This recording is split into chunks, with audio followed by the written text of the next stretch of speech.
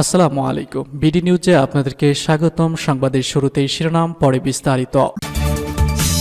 ইসরায়েলে ক্ষেপণাস্ত্র হামলা হাউসিদের।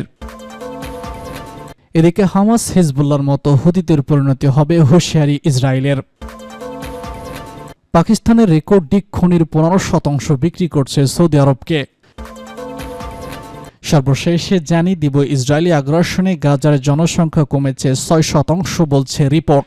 শুনছিলেন সংবাদ শিরোনাম, এখন বিস্তারিত। তার আগে অনুরোধ থাকবে, ভিডিওতে একটি লাইক দিন এবং কমেন্টস করে জানিয়ে দিন কোন জেলা থেকে বা কোথা থেকে আমাদের সঙ্গে যুক্ত রয়েছেন। ইসরায়েলে ক্ষেপণাস্ত্র হামলা হাউসিদের। ইয়েমেনের ইরান সমর্থিত হাউসি মঙ্গলবার ইসরায়েলে আরও 2টি ক্ষেপণাস্ত্র নিক্ষেপের দাবি করেছে। জানা যায়, ইসরায়েলি সামরিক বাহিনী উৎক্ষেপণ করা একটি ক্ষেপণাস্ত্রকে বাধা দেওয়ার কয়েক ঘন্টা পর তারা এই হামলা চালিয়েছে।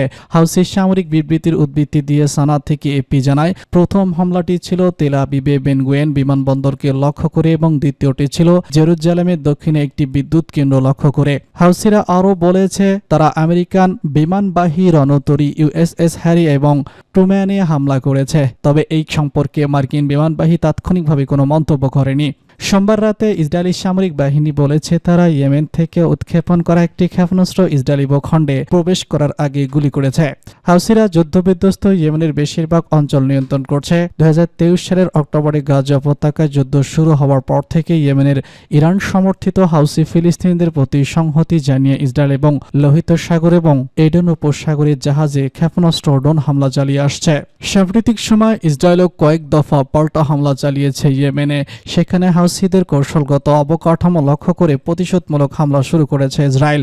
গত সপ্তাহে ইসরায়েলি যুদ্ধবিমান সানা আন্তর্জাতিক বিমানবন্দরে প্রতিশোধমূলক হামলা চালালে এতে 4 জন নিহত হয়। ঘটনাস্থল থেকে মাত্র কয়েক কিলোমিটার দূরে বিশ্ব স্বাস্থ্য সংস্থার প্রধান একটি ফ্লাইটের জন্য অপেক্ষা করেছিলেন।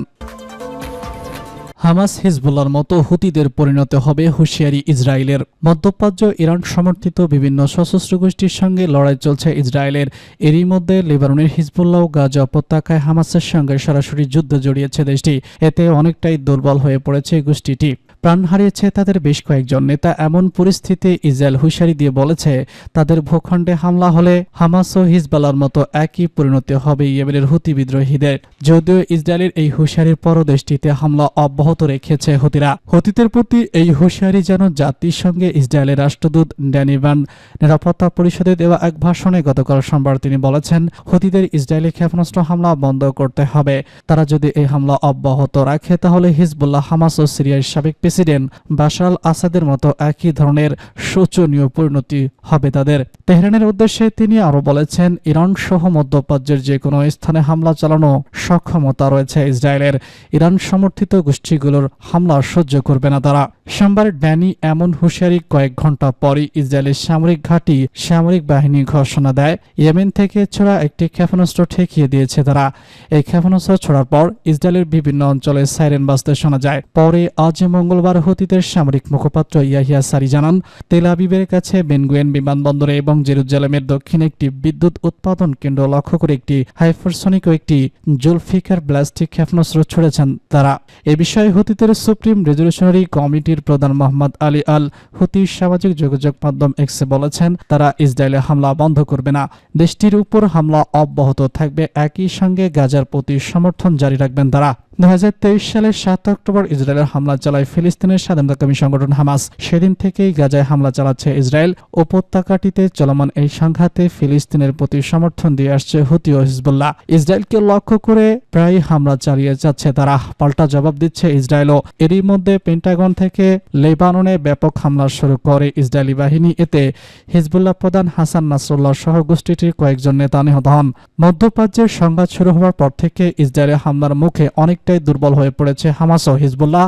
এছাড়া গত 8 নভেম্বর বিদ্রোহীদের অভিযানের মুখে পতন হয়েছে সিরিয়ার প্রেসিডেন্ট বাশার আল আসাদের। দেশটির গদিতে তাকে টিকিয়ে রেখেছিল রাশিয়া ও ইরান। বাশারের পতনের কৃতিত্ব দাবি করেছেন বেনিয়ামিন নেতানিয়াহু।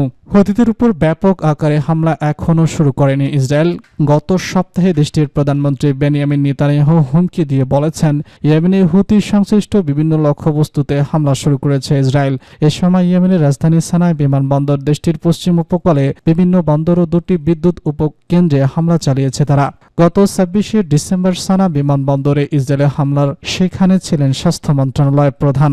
পরে এক্সে পোস্টে তিনি বলেছেন, বিমানবন্দরে উড়োজাহাজে ওঠার সময় বোমা হামলা শুরু হয়, এতে উড়োজাহাজের এক ক্রু সদস্য আহত হন।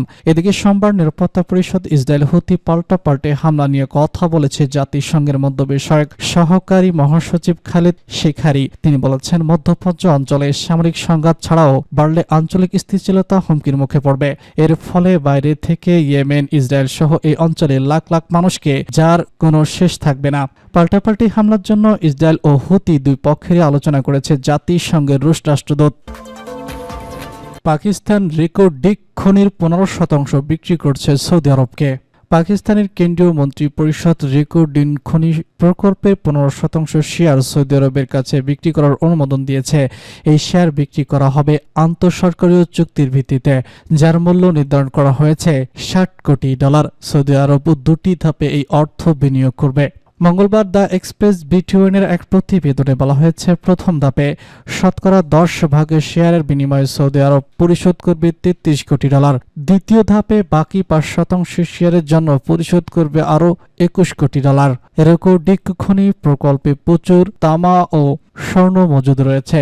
বিশ্লেষকরা মনে করেছেন, এই সম্পদ উত্তোলন পাকিস্তানের অর্থনীতিকে উল্লেখযোগ্যভাবে বৃদ্ধি করবে। বর্তমানে রেকর্ডিক প্রকল্পের 50% মালিকানা যৌথভাবে পাকিস্তানের কেন্দ্রীয় ও বেলুচিস্তান সরকারের হাতে, বাকি 50% বিদেশি সংস্থা ও কোম্পানির মালিকানায়। পাকিস্তানের খনিজ শিল্প উন্নয়নে বেলুচিস্তানকে $15 কোটি সহায়তার প্রতিশ্রুতি দিয়েছে সৌদি ফ্রন্টফায়ার ডেভেলপমেন্ট। রেকর্ডিক্স খনি বেলুচিস্তানের চাগাই অঞ্চলে অবস্থিত এবং এটি বিশ্বের বৃহত্তম তামা ও স্বর্ণের খনি হিসেবে পরিচিত। 2011 সালে টকিয়ান কাপার কোম্পানির সঙ্গে চুক্তিতে অনিয়মের অভিযোগ তুলে পাকিস্তান সরকার তাদের খনিজ আহরণের নিজ বাতিল করে। টিসিসি, ব্যারিজ গোল্ড এবং আফগান সীমান্তের যৌথ উদ্যোগে পরিচালিত প্রতিষ্ঠান রেকর্ডিকে বিপুল খনির উপস্থিতি অনুসন্ধান করে সেখানে বিনিয়োগের পরিকল্পনা করেছিল। তবে চুক্তি বাতিলের অভিযোগে টিসিসি আন্তর্জাতিক সামলে যায়। 2019 সালে ব্যাংকের ন্যাশনাল সেন্টার ফর ডিসমেন্ট অব ইনভেস্টমেন্ট টিটিপির পক্ষে যায় দেয় এবং পাকিস্তানকে $600 কোটি ক্ষতিপূরণ দিতে নির্দেশ দেয়। এই বিপুল জরিমানা এড়াতে পাকিস্তান ব্যারিক গোল্ডের সঙ্গে সমঝোতা চালিয়ে যায় এবং অবশেষে 2022 সালে একটি চুক্তি উপনীত হয়। ইসরায়েলি আগ্রাসনে গাজার জনসংখ্যা কমেছে 7% বলছে রিপোর্ট। ইসরায়েলের সামরিক আগ্রাসন ও গণহত্যার ফলে গাজার জনসংখ্যা প্রায় 7% কমেছে বলে জানিয়েছে ফিলিস্তিনি কেন্দ্রীয় পরিসংখ্যান ব্যুরো। প্রতিবেদনে চলমান হত্যাযজ্ঞ এবং বাস্তুচ্যুতিকে এর প্রধান কারণ হিসেবে উল্লেখ করা হয়েছে খবর আল জাজিরার। সিপিএস এর তথ্য অনুযায়ী 2023 সালের 7 অক্টোবর ইসরায়েলের হামলা শুরু হওয়ার পর থেকে পর্যন্ত 45,551 জন ফিলিস্তিনি নিহত হয়েছেন। একই সঙ্গে প্রায় 1 লাখ ফিলিস্তিনি গাজা উপত্যকা ছেড়ে যেতে বাধ্য হয়েছেন, যা 7 অক্টোবর পূর্ব গাজার মোট জনসংখ্যার প্রায় 6%। রোববার ইসরায়েলের সামরিক আগ্রাসন 451তম দিনে গড়িয়েছে। এদিনও গাজা উপত্যকা ইসরায়েলি বাহিনীর হামলা অত্যন্ত 27 জন ফিলিস্তিনি নিহত হন। গাজার স্বাস্থ্য মন্ত্রণালয়ের তথ্য অনুযায়ী মৃতের সংখ্যা বেড়ে দাঁড়িয়েছে 45,541 জনে। মন্ত্রণালয় জানিয়েছে, গত 24 ঘন্টায় ইসরায়েলের হামলায় 27 জন নিহত এবং আরও 99 জন আহত হয়েছেন। ধ্বংসস্তূপের নিচে এবং রাস্তায় আটকে থাকা বহু মানুষ এখনও উদ্ধারকারীদের নাগালের বাইরে।